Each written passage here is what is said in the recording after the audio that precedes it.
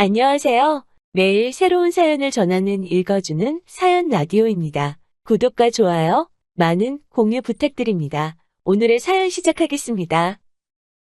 안녕하세요. 결혼을 앞두고 있던 28살 여자입니다. 두 사람이 만나 가정을 이루는 게 결혼 아니겠어요? 당연히 평생을 남으로 지내온 가정이다 보니 분명히 서로 간에 당장 이해하지 못할 점은 있다고 생각합니다. 하지만 이해하기 어려운 걸 조금씩 양보해가며 서로에게 맞춰가는 게 결혼이라고 생각했어요. 저도 그렇게 생각했기 때문에 결혼을 결심했던 예비 신랑이 원하는 대로 최대한 이해하고 맞춰보려고 했습니다. 그런데 예비 신랑은 제가 하나를 해주면 두 개를 해주기를 바라고 두 개를 해주면 당연히 세 개도 해줄 거라고 생각했나 봅니다. 날이 갈수록 심해지는 억지에 결국에는 이렇게 파혼을 하고 말았네요. 파혼했지만 지금은 오히려 속이 다 후련하고 이 결정을 내리길 100번 잘했다고 생각하고 있습니다. 오히려 제가 사랑에 눈이 멀어 제 속이 시꺼멓게 타들어가는 걸 참고 결혼을 했다면 제 평생을 두고두고 후회하게 만들 뻔했다는 생각까지 들어요. 제 나이가 결혼을 생각하기에 시기상조라고 할 만한 나이는 아니지만 그래도 비교적 이른 나이라고는 생각하고 있었습니다. 저와 결혼을 앞두고 있던 예비 신랑은 저와 궁합도 안 본다는 4살 차이였어요. 나이 차이가 조금 나는 편이기는 했고 예비 시부모님 쪽에서 결혼을 조금 서두르시는 경향이 없지 않아 있었습니다. 예비 신랑 또한 제가 좋아서 정말 평생을 함께 있고 싶어서 청혼을 했다기보다는 예비 시부모님 등살에 밀려 청혼을 한 것 같다는 느낌을 받을 때도 있었어요. 저희가 연애를 한 지도 어느 정도 시간이 흐른 뒤였지만 예비 신랑의 청혼에도 제 마음속에는 사실 결혼을 해야겠다는 확신은 그다지 없었습니다. 너무 예비 신랑의 부모님께서 예비 신랑 기를 죽이고 사소한 것 하나하나까지 컨트롤을 하고 계신다는 느낌을 받았었거든요. 오죽하면 청혼 또한 엄마가 시켜서 했다고 한 거나 마찬가지라 했으니 사실 결혼까지 생각하기에는 조금 남자다움이 부족하지 않은가 하는 생각도 가지고 있었어요. 그런데도 제가 결심을 하게 된 이유는 저를 어려서부터 애지중지해 주시던 외할머니께서 작년을 기점으로 건강이 점점 안 좋아지게 되셨기 때문입니다. 항상 말버릇처럼 우리 손녀 시집 가는 걸 보고 싶다고 하셨는데 한번 병원에 입원하셨던 뒤로는 몰라볼 정도로 살이 많이 빠지셨고 조금만 움직여도 힘들어 하시는 게 눈에 보일 정도였어요. 제 평생을 함께 할 배우자를 고작 할머니께 저 시집가는 모습을 보여드리기 위해 정했다고만 한다면 말도 안 되는 일이겠죠. 예비 신랑이었던 남자친구가 자기 부모님 앞에서는 못 믿어온 모습을 보여주기는 했지만 적어도 저한테만큼은 정말 잘 아는 사람이었어요. 그러니 연애도 그렇게 길게 했던 거였고요. 그리고 학벌 괜찮고 직업 괜찮고 신랑감으로 어디 하나 모자란 점이 있는 사람은 아니었습니다. 그리고 저희 부모님께서도 예비 신랑을 실제로 만나보신 적이 있었고 저희 부모님도 오래전부터 직업 괜찮다, 인물 괜찮다 하는 이유로 썩 마음에 들어하시고 있는 눈치셨어요.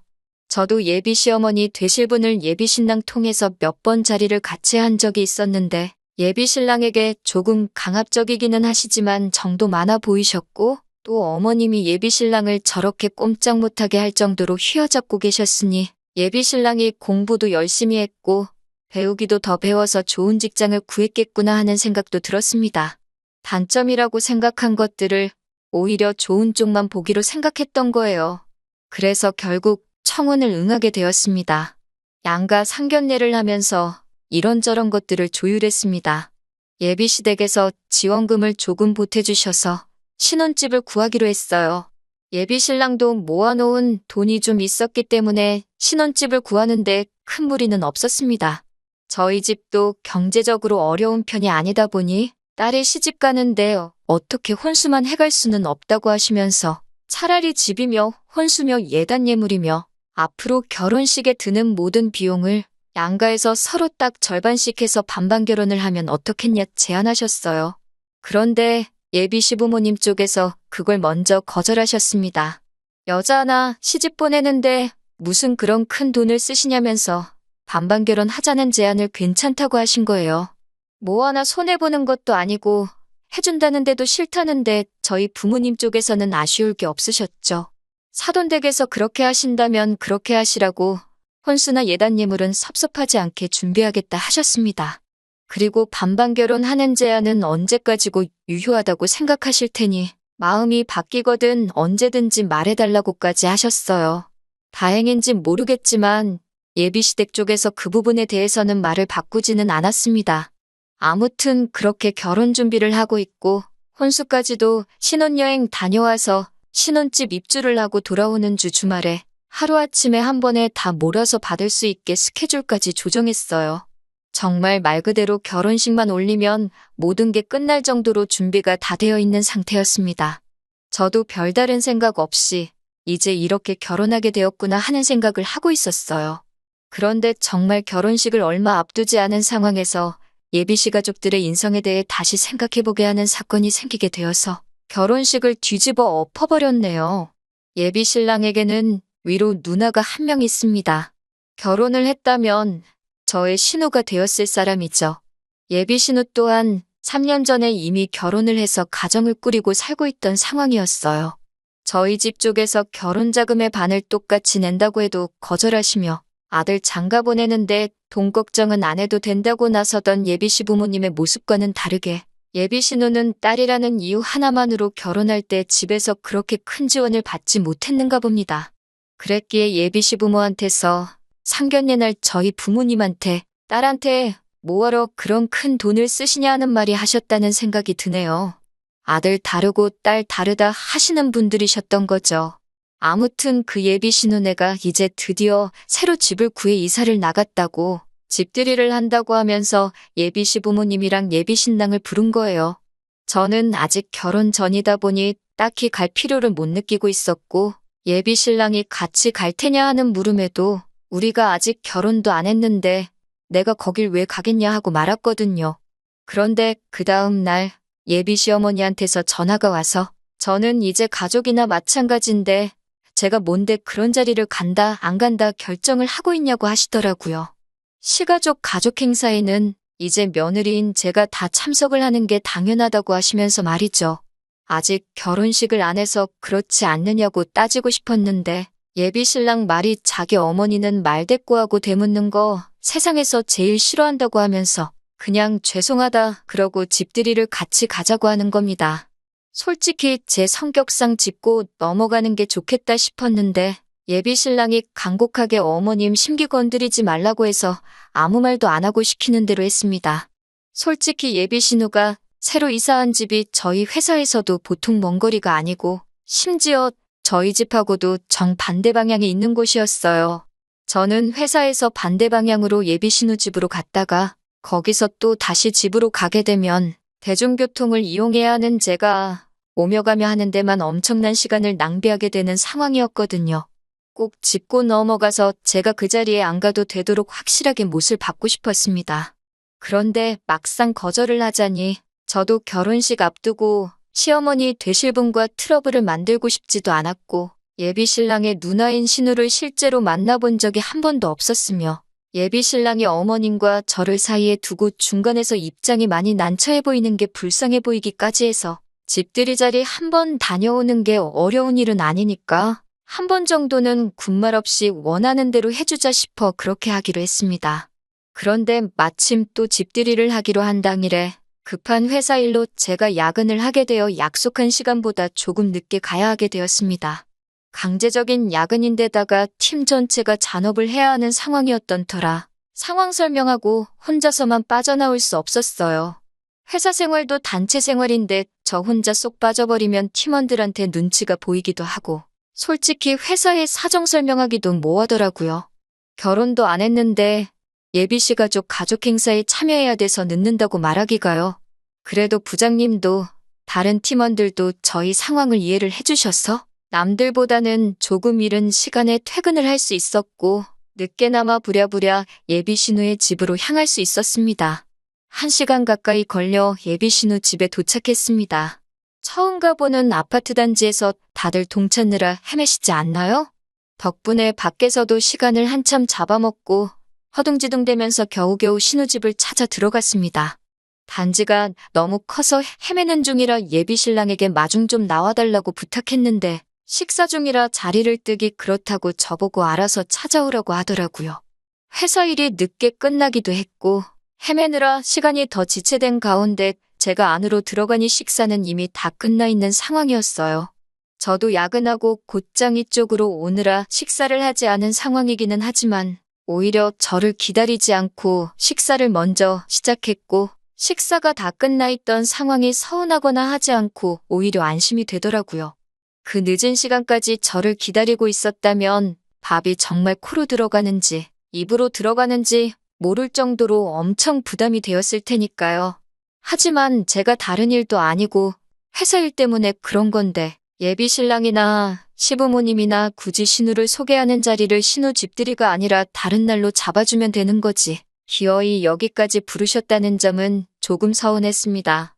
안 그래도 잔업도 있었고 식사도 못한지라 체력적으로 많이 힘이 드는 상황이었는데 예비시 가족들 앞에다 두고 벌써듯 있어야 하는 자리가 정신적으로도 기가 빨리는 기분이었거든요.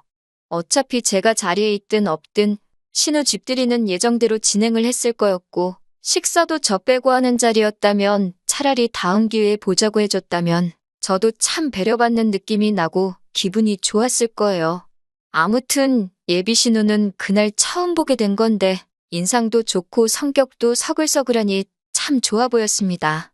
심지어 그 자리에서 예비 신랑도 예비 시부모님도 그 누구 하나 저한테 늦어서 피곤하지 않냐 물어본 사람 없었고 식사가 끝난 자리였지만 저한테 밥은 먹고 온 거냐 물어봐준 사람도 예비 신우밖에 없었어요. 정말 고마울 지경이었죠. 그런데 식사를 안 했다고 대답하기도 전에 어머님은 말을 틱틱거리시면서 늦어서 밥을 못 먹은 건 늦은 사람 복이지 않느냐고 하면서 당신들이 며느리 밥 먹는 거 기다려줄 군번이냐면서 예비 신우의 말을 잘라버리더라고요.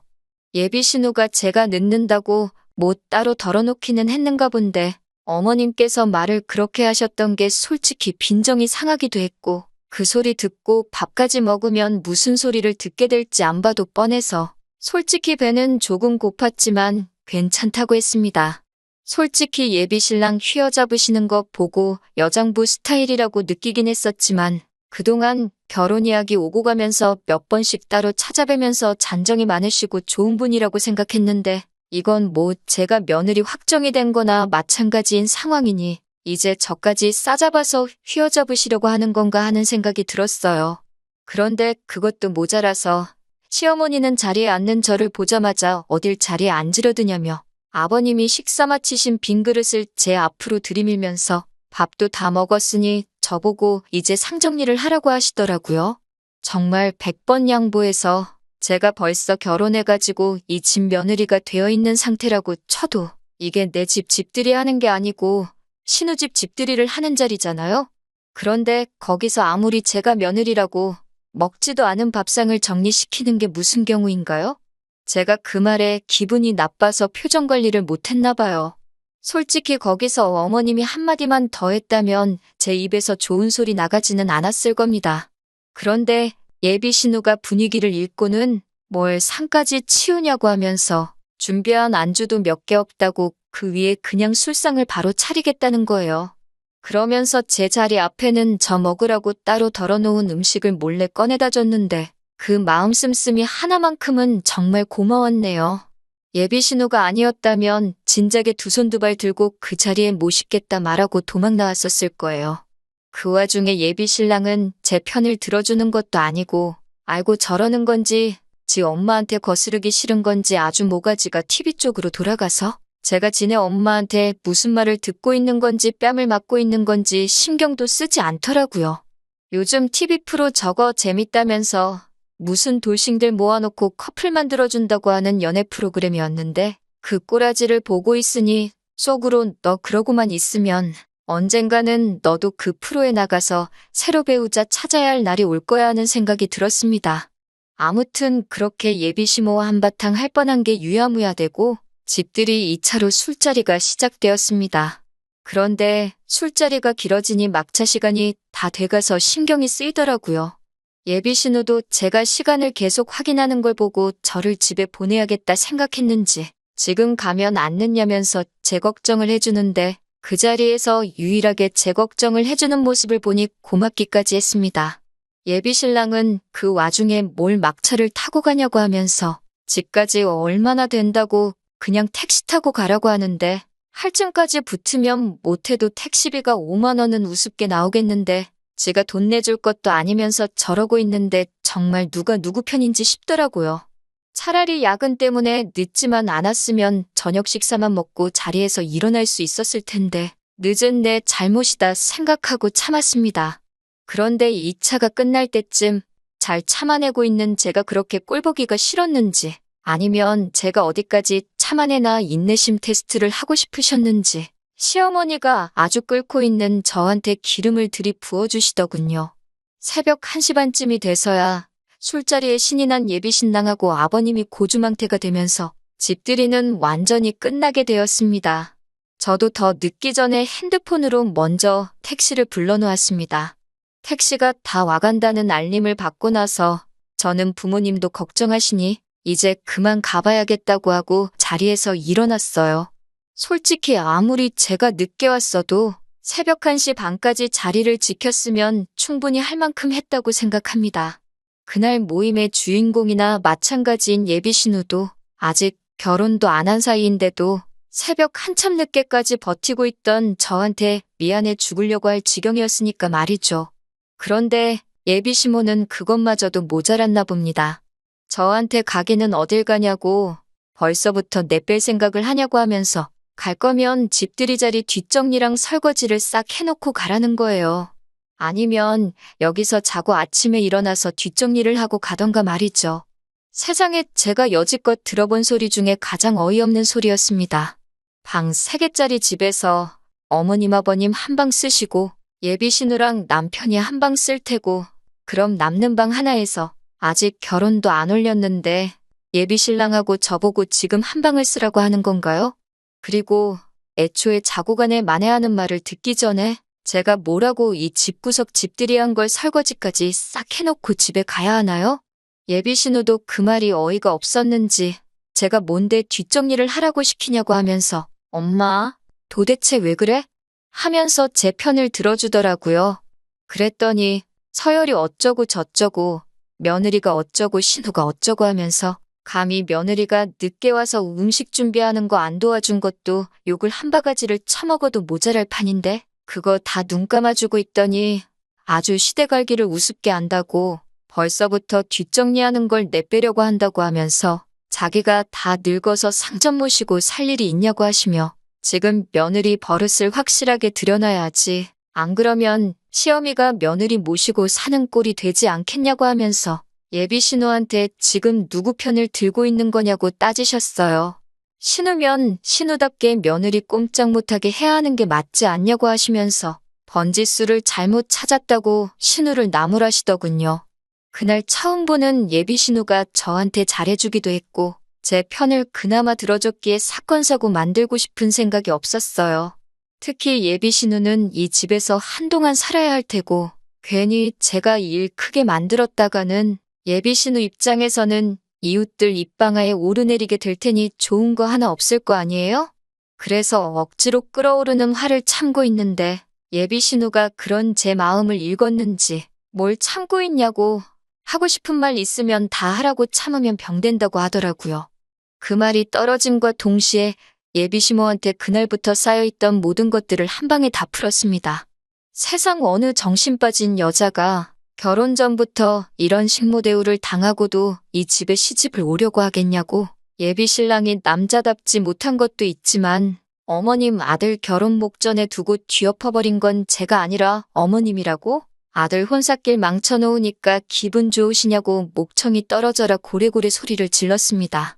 아무것도 모르고 술 먹고 뻗어있는 예비 신랑 주머니에서 지갑 꺼내다가 5만 원짜리 한 장 꺼내서 나왔습니다. 집까지 택시 타고 가는 거 내 돈 내면 아까워서 제 명에 못 살 것 같다고 하고 말이죠. 한참 어안이 벙벙한 표정으로 저를 쳐다보다가 아들 주머니 뒤져 돈 꺼내 나가는 저를 보고 저거 말하는 꼬라지 좀 보라며 저한테 달려들려는 예비 시모를 예비 신우가 탁 나서서 막아서 주더라고요. 덕분에 별 탈 없이 예비 시월드에서 탈출할 수 있었네요. 다음 날이 돼서 이 상황을 아무것도 모르는 예비신랑이 도대체 무슨 일이냐고 묻길래 당신 어머니한테 물어보면 되는 걸 굳이 나한테 묻지 말라고 말하고 결혼이고 뭐고 내 눈에 흙이 들어가던 돌이 들어가던 앞으로는 없는 일이니까 두 번 다시 마주치지 말고 살자 했습니다. 그러니 그제서야 제 발목까지 붙잡고 늘어지면서 앞으로 자기가 잘하겠다고 하는데 애초에 너가 그날 그 자리에서 중간 역할 잘해줬으면 생기지도 않았을 일이라고. 그러니까 너무 너네 엄마 원망만 하지 말고 너부터 그 마마보이 기질 좀 고쳐먹고 살라고 충고해주고 자리를 떠났어요. 있을 때 잘해야지. 다 늦어서 후회하면 뭐하나요? 그리고 조금 시간이 지나서 예비 신우를 만나게 되었어요. 솔직히 제가 많이 참아준 것도 고마운데 자기 엄마한테 그렇게 한마디 해줘서 속이 다 후련했다고 하더라고요. 제가 느낀 대로 예비 신우는 그동안 딸이라고 동생인 예비 신랑한테 항상 양보하고 포기해야 했고 차별을 받으면서 자랐나 봅니다. 자식된 입장에서 별일 아니라고 생각하며 참고 살아왔는데 마음속에 응어리가 져 있었나 봐요. 그리고 며느리 될 사람인 저한테 그러실 줄도 몰랐다고 하더라고요. 저야 이제 막 가족이 될 뻔한 사람이지만 평생을 같이 살아오면서 여자라고 자기 엄마한테 무시당해가며 살아왔으니 제가 어떻게 지내게 될지 눈에 보였다고 하네요.